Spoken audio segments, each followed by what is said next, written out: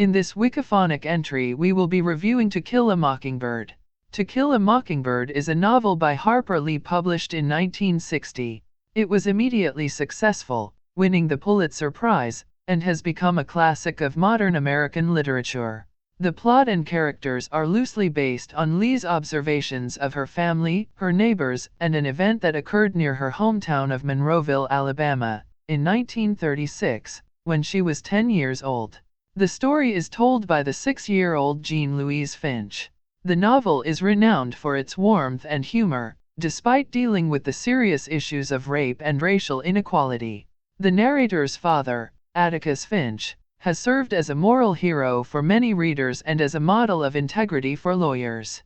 The primary themes of To Kill a Mockingbird involve racial injustice and the destruction of innocence. Scholars have noted that Lee also addresses issues of class, courage, compassion, and gender roles in the American Deep South. The book is widely taught in schools with lessons that emphasize tolerance and decry prejudice. The story takes place during 3 years, 1933 to 35, of the Great Depression in the fictional tired old town of Macomb, Alabama, the seat of Macomb County. It focuses on 6-year-old Jean Louise Finch, nicknamed Scout, who lives with her older brother, Jeremy, nicknamed Jem, and their widowed father, Atticus, a middle-aged lawyer. Jem and Scout befriend a boy named Dill, who visits Macomb to stay with his aunt each summer. The 3 children are terrified yet fascinated by their neighbor, the reclusive Arthur Boo Radley. The adults of Macomb are hesitant to talk about Boo, and few of them have seen him for many years. The children feed one another's imagination with rumors about his appearance and reasons for remaining hidden, and they fantasize about how to get him out of his house. After 2 summers of friendship with Dill, Scout and Jem find that someone leaves them small gifts in a tree outside the Radley place. Several times the mysterious Boo makes gestures of affection to the children, but, to their disappointment, he never appears in person.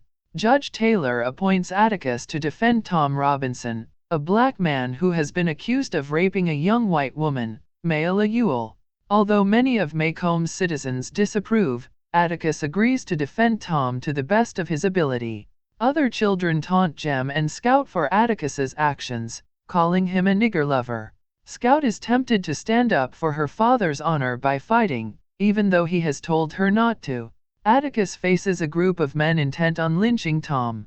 This danger is averted when Scout, Jem, and Dill shame the mob into dispersing by forcing them to view the situation from Atticus and Tom's perspective.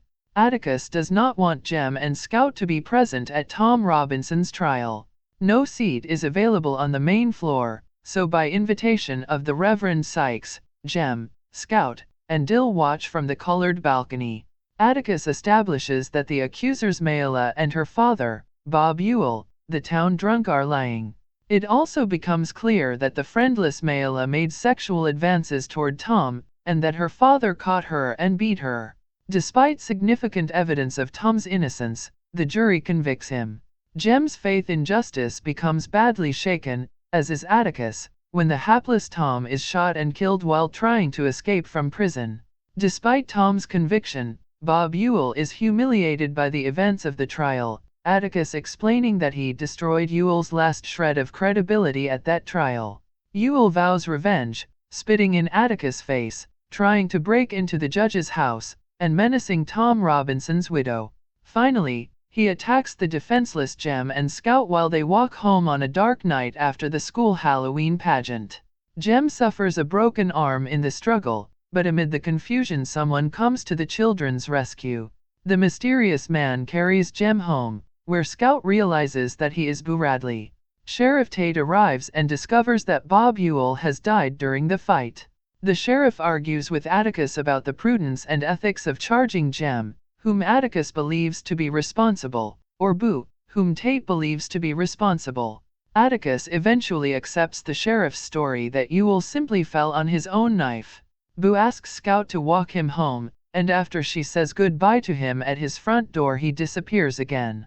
While standing on the Radley porch, Scout envisions life from Boo's perspective, and regrets that they had never repaid him for the gifts he had given them. To Kill a Mockingbird was Lee's only published book until Go Set a Watchman. An earlier draft of To Kill a Mockingbird was published on July 14, 2015.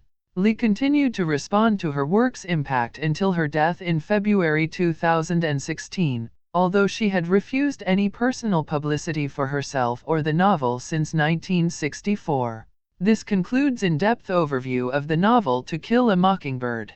If you liked this content and would like to be notified of any future contents, please like and subscribe to our WikiPhonic channel.